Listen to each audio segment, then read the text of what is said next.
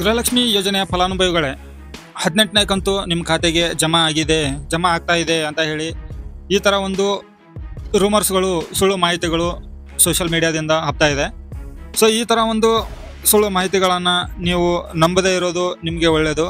ಯಾಕೆಂತಂದರೆ ಈ ಒಂದು ವಿಡಿಯೋದಲ್ಲಿ ನಿಮ್ಮ ಖಾತೆಗೆ 18ನೇ ಕಂತಿನ ಹಣ ಜಮಾ ಆಗಿದೆಯಾ ಅಥವಾ ಬೇರೆ ಯಾವುದಾದ್ರೂ ಹಣ ಜಮಾ ಆಗಿದೆಯಾ ಅಂತ ಅನ್ನೋದ್ರ ಬಗ್ಗೆ ನಾನು ನಿಮಗೆ ಈ ಒಂದು ವಿಡಿಯೋದಲ್ಲಿ ಮಾಹಿತಿಯನ್ನು ತಿಳಿಸ್ಕೊಡ್ತಾ ಇದ್ದೇನೆ.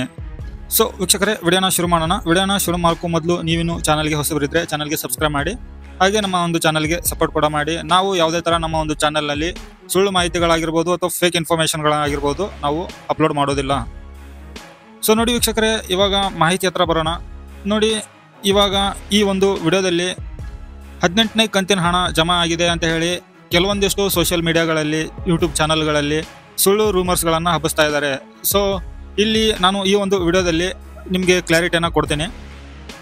ಇವಾಗ ನಿಮ್ಮ ಒಂದು ಖಾತೆಗೆ ಜಮಾ ಆಗ್ತಾ ಇರುವಂಥ ಒಂದು ಹಣ ಯಾವುದು ಅಂತಂದರೆ 17ನೇ ಕಂತಿನ ಗೃಹಲಕ್ಷ್ಮಿ ಯೋಜನೆ ಹಣ. ಅದು ಇವಾಗ ಜಮಾ ಆಗ್ತಾ ಇದೆ ಅಂತೇಳಿ ಯೂಟ್ಯೂಬ್ನಲ್ಲಿ ಹೇಳ್ತಾ ಇದ್ದಾರಲ್ವ, ಅದು 18ನೇ ಕಂತು ಅಲ್ಲ.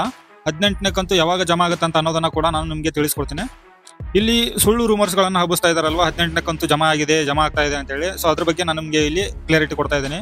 ಈ ಹಿಂದ್ಗಡೆ 2-3 ದಿನದ ಹಿಂದ್ಗಡೆಯಿಂದ 17ನೇ ಕಂತು ಕೆಲವೊಂದಿಷ್ಟು ಗೃಹಲಕ್ಷ್ಮಿ ಫಲಾನುಭವಿಗಳಿಗೆ ಮಾತ್ರ ಜಮಾ ಆಗಿತ್ತು. ಸೊ ಇಲ್ಲಿ ಹೇಳಬೇಕು ಅಂತಂದರೆ ಒಂದು 50-60% ಜನರಿಗೆ ಅದು ಕ್ರೆಡಿಟ್ ಆಗಿತ್ತು ಅವರ ಒಂದು ಖಾತೆಗೆ.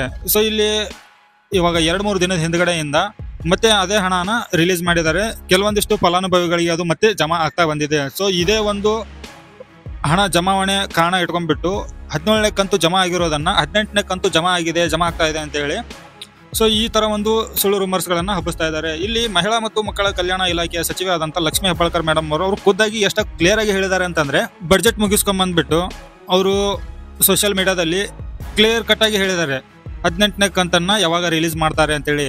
ಸೊ ಇಲ್ಲಿ ಯಾರಿಗೆ 17 ಕಂತು ಬಂದಿಲ್ವೋ, 17 ಮತ್ತೆ 18ನೇ ಕಂತು ಎರಡೂ ಕೂಡಿ 4,000 ರೂಪಾಯಿಯನ್ನ ಇದೇ ಮಾರ್ಚ್ ತಿಂಗಳು ಫೈನಾನ್ಷಿಯಲ್ ಇಯರ್ ಕ್ಲಿಯರ್ ಆದ ನಂತರ, ಮಾರ್ಚ್ ಎಂಡ್ ಅಂದ್ರೆ ಮಾರ್ಚ್ ಮುಗಿದ ನಂತರ ಈ 4,000 ರೂಪಾಯಿಯನ್ನ ಬಿಡುಗಡೆ ಮಾಡ್ತಾರೆ ಅಂತ ಹೇಳಿ ಅವರು ಅಷ್ಟು ಕ್ಲಿಯರ್ ಕಟ್ ಆಗಿ ಹೇಳಿದ್ದಾರೆ. ಅದೇ ಒಂದು ಪ್ರೂಫನ್ನ ಕೂಡ ನಾನು ನಿಮಗೆ ಈ ವಿಡಿಯೋದಲ್ಲಿ ತೋರಿಸ್ತೀನಿ. ವಿಡಿಯೋನ ಪೂರ್ತಿಯಾಗಿ ನೋಡಿ. ಕಂಟೆಂಟ್ ಕ್ರಿಯೇಟರ್ಸ್ಗೆ ಒಂದು ರಿಕ್ವೆಸ್ಟ್ ಮಾಡ್ತೀನಿ ನಾನು. ಯಾಕೆಂತಂದ್ರೆ ಯೂಟ್ಯೂಬ್ ಕಡೆ ಅಂತ ಬಂದಿರುವಂತ ಒಂದು ಭಾರಿ ಡೇಂಜರಸ್ ಪಾಲಿಸಿ ಏನು ಅಂತಂದ್ರೆ, ಸುಳ್ಳು ಇನ್ಫಾರ್ಮೇಶನ್ಗಳನ್ನ ಅಪ್ಲೋಡ್ ಮಾಡ್ತಾ ಇರಲ್ಲ ಅಂತ ಚಾನಲ್ಗಳನ್ನ ಯೂಟ್ಯೂಬ್ನವರು ಡಿಲೀಟ್ ಮಾಡ್ತಾ ಇದ್ದಾರೆ. ವಿಡಿಯೋ ಆಗಿರ್ಬೋದು ಅಥವಾ ಚಾನಲ್ ಆಗಿರ್ಬೋದು ಡಿಲೀಟ್ ಮಾಡ್ತಾ ಇದ್ದಾರೆ. ಸೊ ಕಂಟೆಂಟ್ ಕ್ರಿಯೇಟರ್ಸ್ ಏನಿದಾರಲ್ವಾ, ಕರೆಕ್ಟ್ ಇನ್ಫಾರ್ಮೇಶನ್ ಅನ್ನ ಕೊಡಿ.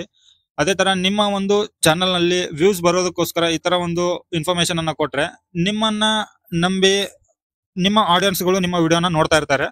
ಸೊ ನಿಮ್ಮ ಆಡಿಯನ್ಸ್ಗಳು ಮೇಲೆ ಕೂಡ ಈ ತರ ಒಂದು ಎಫೆಕ್ಟ್ ಆಗುತ್ತೆ, ಸುಳ್ಳು ಇನ್ಫಾರ್ಮೇಶನ್ ಕೊಡ್ತಾ ಇದ್ದಾರೆ ಅಂತ ಹೇಳಿ. ಸೊ ಈ ತರ ಎಲ್ಲ ಮಾಡೋದ್ರಿಂದ ನಿಮಗೂ ಕೂಡ ಪ್ರಾಬ್ಲಮ್, ಸೊ ನಿಮ್ಮ ಒಂದು ದುಡಿಮೆಗೂ ಕೂಡ ಒಂದು ಪ್ರಾಬ್ಲಮ್ ಆಗುತ್ತೆ. ಸೊ ಈ ತರ ಮಾಡ್ಲಿಕ್ಕೆ ಹೋಗಬೇಡಿ. ಸೊ ನಾನು ನಿಮಗೆ ನನ್ನ ಒಂದು ಆಡಿಯನ್ಸ್ಗೆ ನಾನು ಇಲ್ಲಿ ವಿತ್ ಪ್ರೂಫ್ ಸಮೇತ ಈ ಒಂದು ವಿಡಿಯೋದಲ್ಲಿ ಮಹಿಳಾ ಮತ್ತು ಮಕ್ಕಳ ಕಲ್ಯಾಣ ಇಲಾಖೆಯ ಅಧಿಕಾರಿಗಳಿಂದ ಮತ್ತು ಸಚಿವೆಯಿಂದ ಬಂದಿರುವಂತಹ ಒಂದು ಪ್ರೂಫ್ ಅನ್ನ ನಾನು ನಿಮಗೆ ಇಲ್ಲಿ ಕೊನೆಯಲ್ಲಿ ಪ್ಲೇ ಮಾಡ್ತಾ ಇದ್ದೀನಿ. ಅದನ್ನ ನೀವು ನೋಡ್ಬಿಟ್ಟು ಕನ್ಫರ್ಮ್ ಮಾಡ್ಕೋಬಹುದು. ಸರಿನಾ ವೀಕ್ಷಕರೇ? 18ನೇ ಕಂತಿನ ಹಣ ಯಾವಾಗ ಜಮಾ ಆಗುತ್ತೆ ಅಥವಾ 17 ಮತ್ತೆ 18ನೇ ಕಂತಿನ ಹಣ ಯಾವಾಗ ಬಿಡುಗಡೆ ಮಾಡ್ತಾರೆ ಅನ್ನೋದಕ್ಕೆ ನಾನು ನಿಮಗೆ ಇಲ್ಲಿ ವಿತ್ ಪ್ರೂಫ್ ತೋರಿಸ್ತಾ ಇದ್ದೀನಿ. ಗೃಹಲಕ್ಷ್ಮಿ ಹಣ ಬಜೆಟ್ ಇರೋದ್ರಿಂದ ಬಜೆಟ್ ತಿಂಗಳು ಇದು ಮಾರ್ಚ್ 31 ವರೆಗೂ ತಮ್ಗೆಲ್ಲರಿಗೂ ಗೊತ್ತು. ಇದು ವರ್ಷದ ಅಂದ್ರೆ ಫೈನಾನ್ಸ್ ಇಯರ್ನ ಕೊನೆಯ ತಿಂಗಳು. ಸೊ 31ನೇ ತಾರೀಕು ಆದ್ಮೇಲೆ ಗೃಹಲಕ್ಷ್ಮಿ 2 ಕಂತಿನ ಹಣ ಬಿಡುಗಡೆ ಮಾಡ್ತಾರೆ.